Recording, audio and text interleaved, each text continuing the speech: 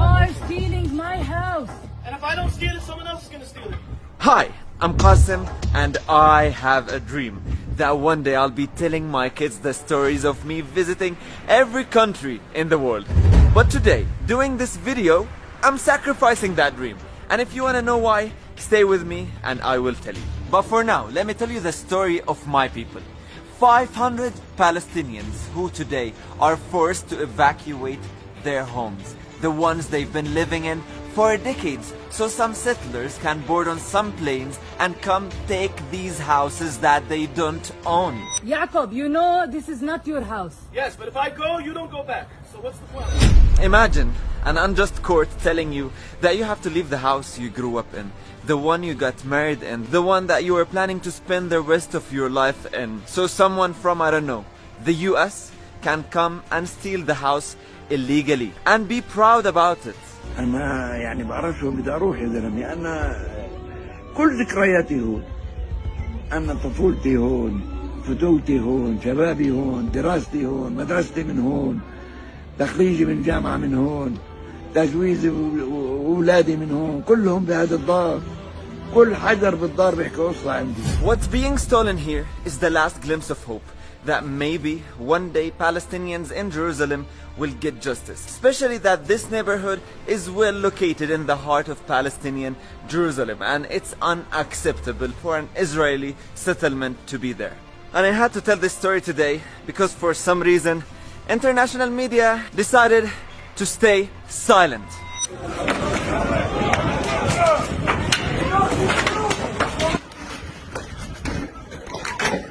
So, Israel claims that before 1948, these lands and houses belonged to Jews. And court has decided that the claim is right.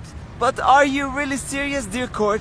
Before 1948, Palestinians, Muslim and Jews lived peacefully together. نحن فلسطينيون يهود ونريد أن نعيش تحت الحكم الفلسطيني. And no Palestinian would take the land or house of another Palestinian or human.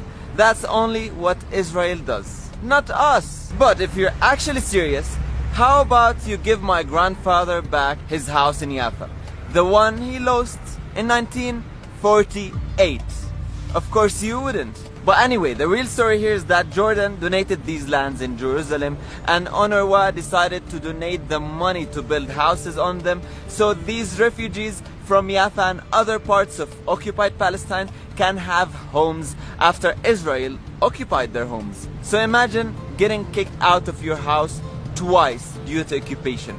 First in 1948 from Jaffa and other parts of occupied Palestine, and 60 years later from Jerusalem. هذا بيتي، هذا بابي. لمين تشكي والقاضي غريمة؟ لمين؟ Dear world, my people are told occasionally, why don't you just make peace with Israel? It's all in the past now, just get over it. But you have to understand that what's happening is an ongoing occupation. Lands are still being taken.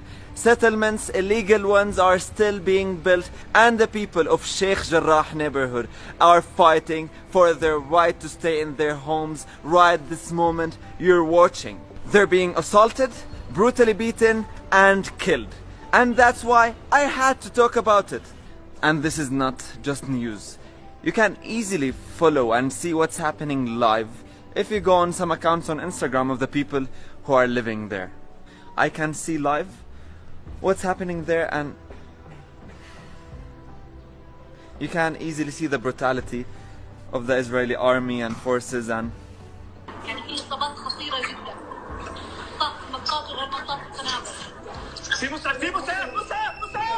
back to my dream. It's quite known that Israel controls the borders of Palestine, and they don't let anyone in if they speak up about what's happening. So, I'm sad to tell you that probably I will visit every country in the world and tell my kids the stories, but not of my own Palestine. So please, if you're watching this, share the story. Don't underestimate the power of social media. Let the world know what's happening and use the hashtag #SaveSheikhJarrah. Thank you.